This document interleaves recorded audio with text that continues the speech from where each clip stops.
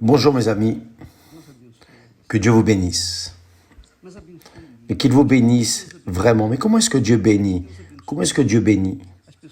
Les personnes pensent que Dieu va faire de la magie.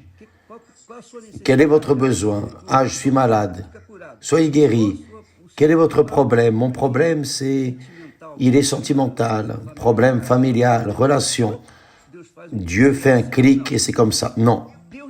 Dieu ne travaille pas de cette manière et les personnes pensent que Dieu travaille avec la chance, avec le destin tracé. Dieu, mes amis, chers amis, faites attention. Utilisez votre tête, votre intelligence, votre raison, votre rationnel.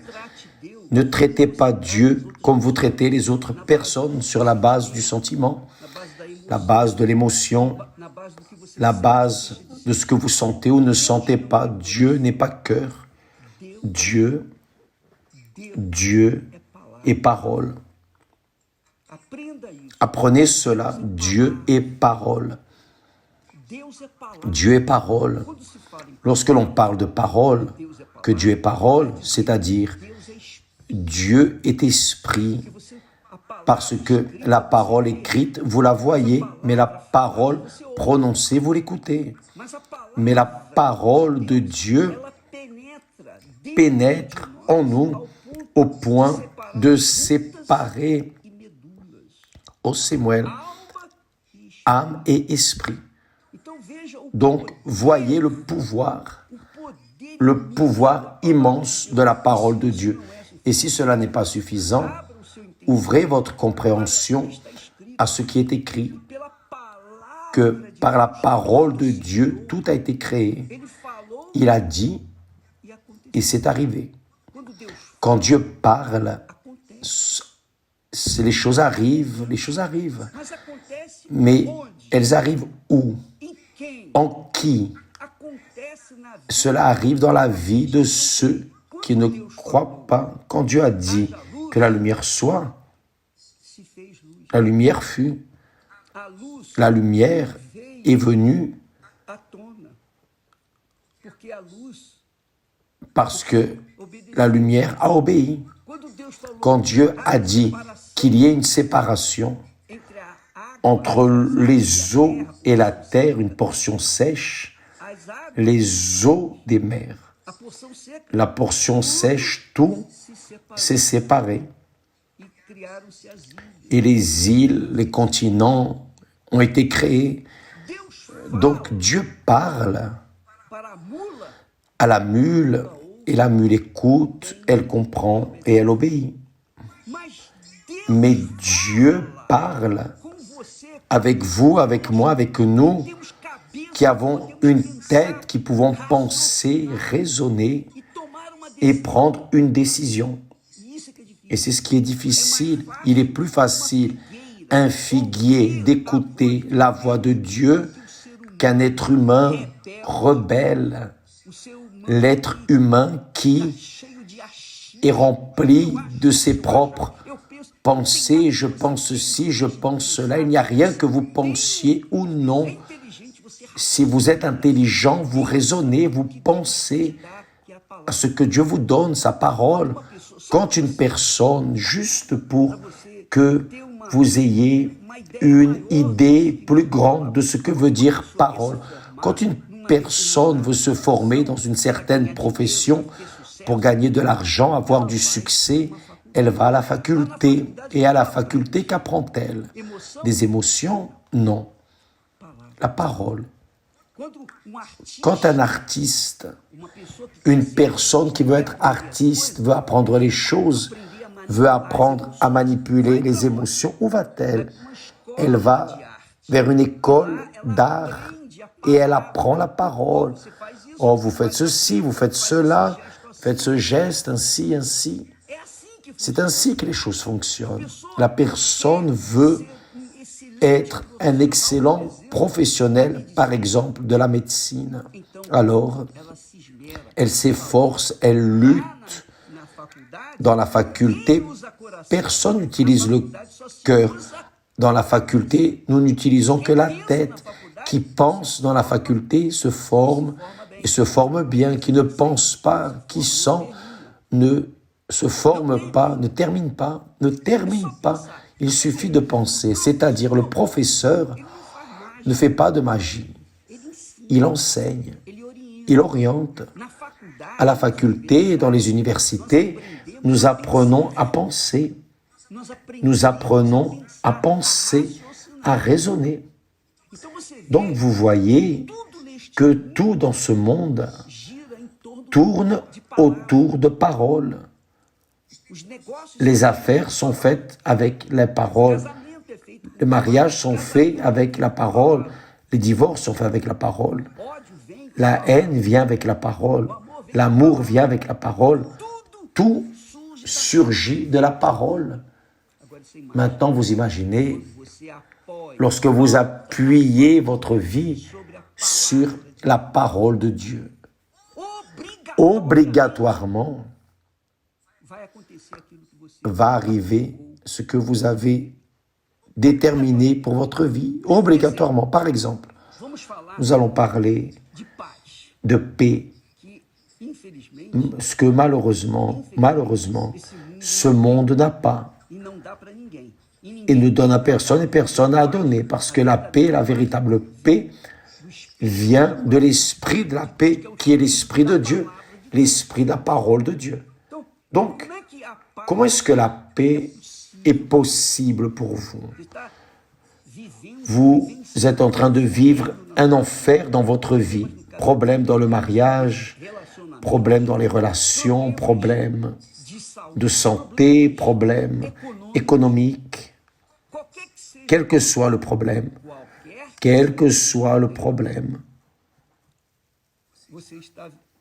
vous êtes en train de vivre en guerre. Et la guerre est en vous. Au-delà des guerres extérieures, il y a aussi la guerre intérieure, les guerres intérieures, les doutes, les peurs, les préoccupations, les anxiétés. Tout cela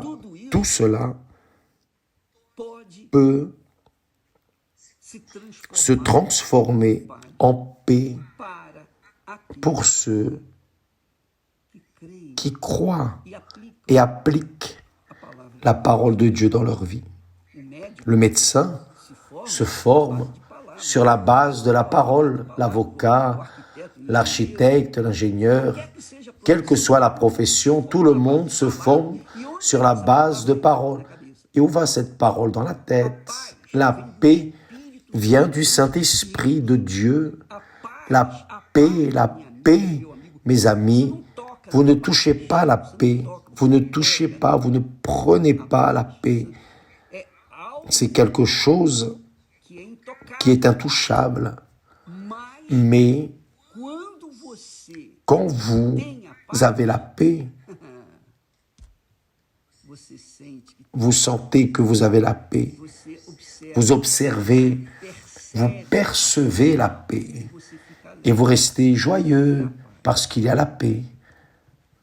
Donc, comment pouvez-vous construire la paix pour votre vie? Comment pouvez-vous changer? Ça ne sert à rien de vouloir guérir les autres si vous êtes malade.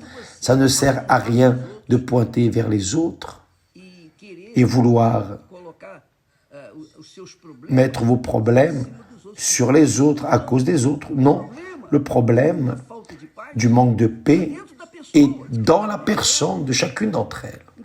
Donc chacun doit investir dans cette paix en accord avec la parole de Dieu si elle veut avoir la paix.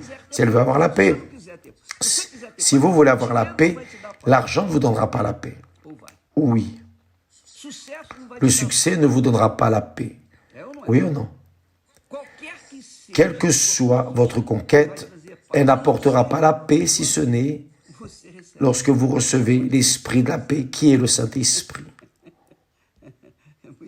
C'est très intéressant, très glorieux, c'est si facile, mon Père du ciel, si facile. Ce qui est difficile, c'est de transmettre, parler, pour que la personne comprenne, parce que parfois les personnes sont tellement intelligentes pour certaines choses Mais lorsqu'il s'agit de la parole de Dieu, la pensée, la compréhension des personnes restent bloquées, aveuglées. Et la Bible dit que le Dieu de ce siècle a aveuglé la compréhension des personnes. Mais nous allons parler de la paix. Évêque, comment est-ce que j'arrive à avoir la paix? Bien, faites attention. Voyez ce que Dieu a dit. Faites attention. Je vais lire ici. Il est écrit: il n'y a point de paix pour les méchants. Il n'y a point de paix pour les méchants, dit l'Éternel. Dieu dit que les méchants, les incrédules, les personnes qui vivent dans le péché n'ont pas de paix. Les personnes qui vivent dans le péché n'ont point de paix. Donc ça ne sert à rien de vouloir la paix si vous êtes dans le péché. Vous n'aurez pas la paix. Mais Dieu ne peut pas me donner la paix comme ça. Il peut si vous vous repentez de vos péchés et les abandonnez. Vous laissez le péché. Vous cessez de pécher. Dieu vous pardonne. Vous lui demandez pardon. Vous vous tournez vers lui. Alors, il va vous pardonner. Et si vous ne pratiquez plus, alors vous aurez la paix. Lorsqu'il dit qu'il n'y a point de paix pour les méchants, c'est que les méchants sont constamment attaqués par le sentiment de culpabilité. Celui qui a volé sait qu'il a volé, il sait qu'il a volé, mais il a dans sa conscience cette accusation, cette culpabilité. La personne qui a adultéré sait qu'elle a adultéré. Elle a fait des choses erronées. Toutes les choses erronées que nous faisons apportent quoi? Le sentiment de culpabilité. Et cela laisse la personne sans paix. Donc vous êtes là en train de vous plaindre, de vous lamenter, d'accuser tel ou tel ou tel. Oh, c'est tel qui a détruit ma vie. Il a fini avec mon mariage. J'étais heureux.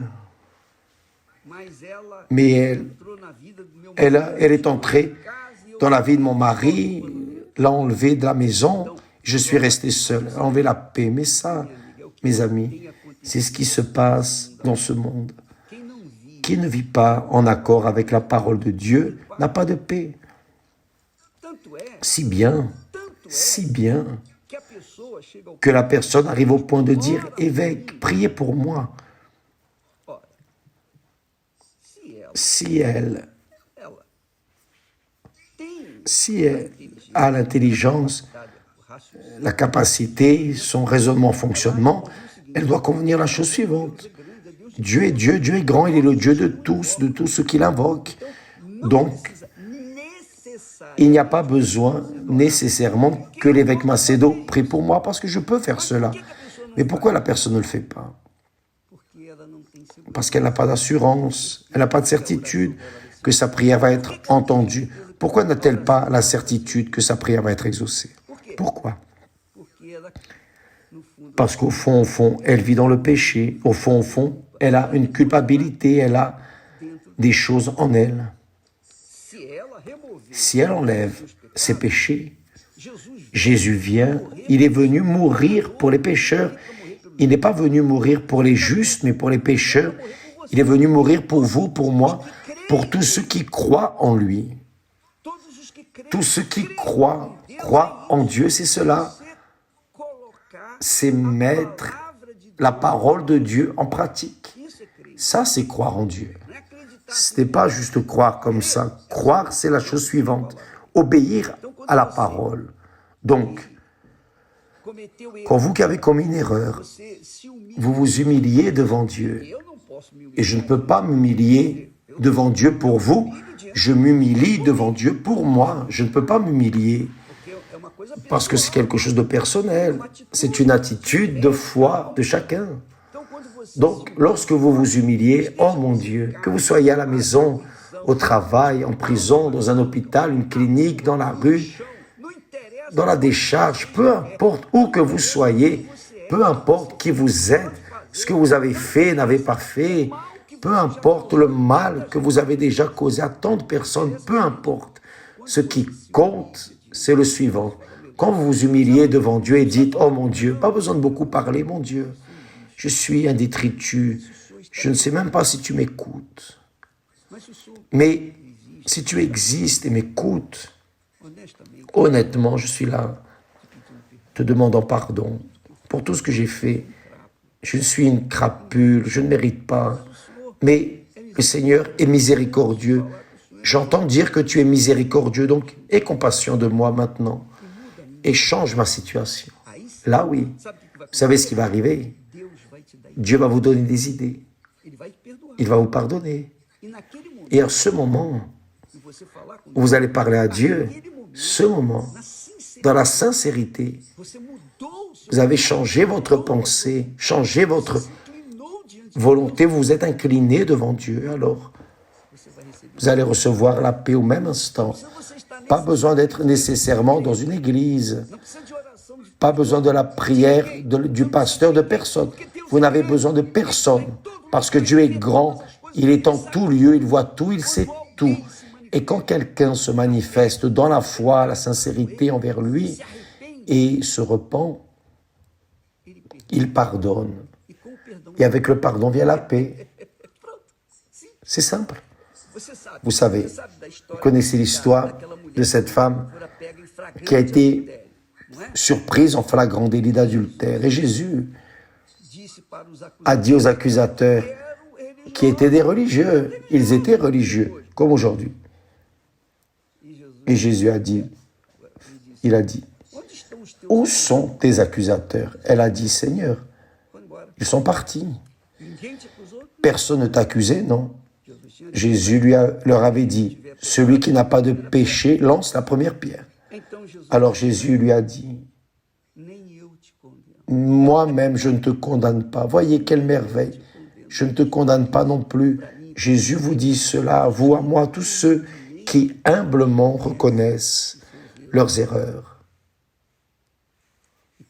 et confessent et demandent le pardon, la miséricorde. Cette femme était là, tête baissée, attendant d'être lapidée, parce qu'elle a été surprise en flagrant délit d'adultère. Mais en fin de compte, elle était dans une position humble. Elle ne s'est pas défendue. Elle n'a pas dit, pourquoi est-ce que vous n'attrapez pas non plus l'homme avec qui j'étais couché? Pourquoi vous ne me prenez que moi? Elle avait le droit de dire ça, mais non. Elle s'est tue, elle n'a rien dit, parce qu'elle a confié, elle espérait. Et que Jésus ferait quelque chose dans cette situation. C'est-à-dire, ça c'est la manifestation de foi. Et Jésus lui a répondu, je ne te condamne pas non plus. Va et ne pêche plus. Va et ne pêche plus. À partir du moment qu'elle est sortie de là avec cette parole, la paix était en elle. Où qu'elle aille, vous voulez la paix, faites cela. Maintenant même, d'ici peu, si vous voulez, allez vers un endroit, la chambre, n'importe quel endroit, vous et Dieu, Dieu et vous. Fermez la porte, isolez-vous des personnes, si vous pouvez. Sinon, faites la prière en esprit, sans mots, audible, juste dans la pensée. Dieu va vous écouter. Il va vous écouter. Il va vous donner la paix si vous vous convertissez. Si vous vous convertissez, c'est-à-dire si vous sortez du chemin erroné et vous vous convertissez vers le bon chemin, si vous sortez du péché pour vivre dans la justice. Sortir écouter la parole des autres pour écouter la parole de Dieu. Se convertir, vous êtes converti. C'est ce qui s'appelle la conversion. Vous allez dans la direction du nord, vous faites un demi-tour de 180 degrés et vous allez vers la région sud. Ça, c'est la conversion, ou vice-versa. Donc, mes amis, vous voulez la paix, utilisez votre intelligence. L'intelligence, pas besoin de sentir. Vous n'avez pas besoin de sentir un désir pour faire cela. C'est une question d'intelligence. C'est la même chose que le pardon. Le pardon, ce n'est pas une question de sentir envie de pardonner. Si vous dépendez du sentir, vous n'allez jamais pardonner. Si vous dépendez du sentir pour avoir la paix, vous n'aurez jamais la paix. Cela dépend de l'action, de l'attitude. Attitude courageuse, audacieuse, fervente, pour que cette situation change. Donc Dieu dit, les méchants n'ont pas de paix. Ce n'est pas parce que Dieu a amené le manque de paix, non. C'est parce que les culpabilités, les péchés des méchants, c'est ce qui les accuse de manière permanente dans leur tête. C'est le problème. Ça martèle, ça reste là dans la tête, dans la conscience, et la personne n'a pas de paix. Mais Jésus donne la paix à tous ceux qui l'invoquent dans la sincérité. Oh mon Dieu, aie miséricorde de moi. Je ne suis d'aucune église, je ne suis pas religieux, je n'ai pas de religion, mais si tu existes, aie compassion de moi. Il va vous écouter à l'instant, il va écouter à l'instant, si vous êtes sincère. Si vous n'êtes pas sincère, alors vous allez sucer le doigt, avez-vous compris? C'est clair, c'est difficile. Combien ça coûte? Combien devez-vous payer pour avoir la paix? Rien. Vous qui avez dit comme ça, ah, je donnerai tout pour avoir un peu de paix. Vous n'avez besoin de rien donner, si ce n'est confesser vos péchés sincèrement et dire, mon Dieu, aie miséricorde de moi.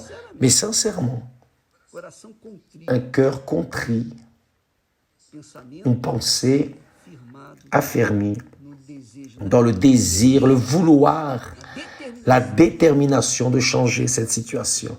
Vous aurez la paix. D'accord? Ce jeudi, nous serons ici au Temple de Salomon avec Renato et Christiane. Nous serons en train de prier ou d'orienter, de prier pour ceux qui vivent en paix avec Dieu, mais à cause d'un manque d'orientation, à cause du manque de discernement, sont en train de vivre des problèmes dans le mariage. Nous serons en train d'orienter, de prier, de clamer, de demander à Dieu. D'abord, nous donnons la parole pour ensuite prier pour que les personnes, alors, si elles veulent réellement ce qui est proposé dans la parole de Dieu, qu'elles viennent devant et nous prions. Ce jeudi à 20h, ici au temple, d'accord? Que Dieu vous bénisse tous, au nom du Seigneur Jésus. Aujourd'hui, n'oubliez pas, nous revenons avec Roi, l'histoire biblique, la parole de Dieu en image. Cela n'a jamais été fait. La parole de Dieu en image, en action,